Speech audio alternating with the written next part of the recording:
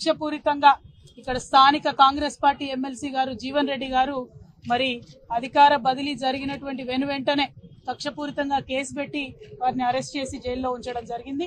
30 ఏండ్లలో జీవన్ రెడ్డి గారి హయాంలో ఎన్నడూ జరగనటువంటి అభివృద్ధి బీఆర్ఎస్ పార్టీ మా డాక్టర్ సంజయ్ అన్న గారు గెలిచిన తర్వాత, కొప్పుల ఈశ్వరన్న గారు మినిస్టర్ అయినాక, కేసీఆర్ గారు సీఎం అయినాక హబ్సీపూర్ గ్రామంలో అంత అభివృద్ధి మనం చేసుకోవడం జరిగింది. జరిగినటువంటి అభివృద్ధిని ఓర్వలేక మరి అధికారం మారిన వెంటనే మా సర్పంచ్ గారిని జైల్లో వేయడం అన్నది చాలా దారుణం. కక్షపూరితంగా ఇట్లా జీవన్ రెడ్డి గారు మా కార్యకర్తల పైన కేసులు పెట్టడాన్ని మేము చూస్తూ ఊరుకోం. చట్టపరంగా ఎదుర్కొంటాం, వీధులలో ఎదుర్కొంటాం, అన్ని రకాలుగా కూడా ఎదుర్కొంటాం. ప్రజలకు రాజకీయంగా మీరు చేస్తున్నటువంటి అంశాలన్నింటినీ కూడా ఎప్పటికప్పుడు వివరించి చెప్తామని కూడా ఈ సందర్భంగా తెలియజేస్తా ఉన్నారు.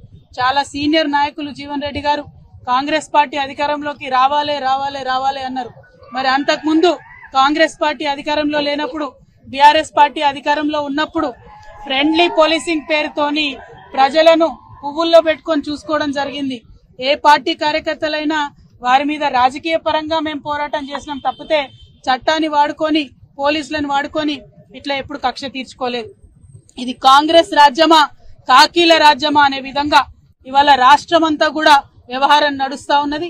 ప్రతి నియోజకవర్గంలో ప్రతి చోట కూడా ఇటువంటి వైఖరిని కాంగ్రెస్ పార్టీ ప్రదర్శిస్తా ఉన్నది. కాకపోతే జీవన్ రెడ్డి గారికి మేము హితవు చెప్తా ఉన్నాం, ఇటువంటి వైఖరి ఎక్కువ రోజులు నిలబడదు, ప్రజలు తిరగబడతారు. ఇప్పుడు మీరు వాగ్దానం చేసినటువంటి అమలు చేసేటటువంటి ప్రయత్నం చేయండి. మీరు అలవి కాని వాగ్దానాలు చేసి అధికారంలోకి వచ్చినారు, వాటిని అమలు చేయండి, ప్రజల కోసం పనిచేయండి. కానీ ఇతర పార్టీ నాయకులు, కార్యకర్తల మీద కక్షపూరితంగా వ్యవహారం చేస్తే ప్రజలే దాన్ని తిప్పికొడతారు. తెలంగాణ ప్రజలందరికీ కూడా వినమ్రంగా మేము విజ్ఞప్తి చేస్తా ఉన్నాం.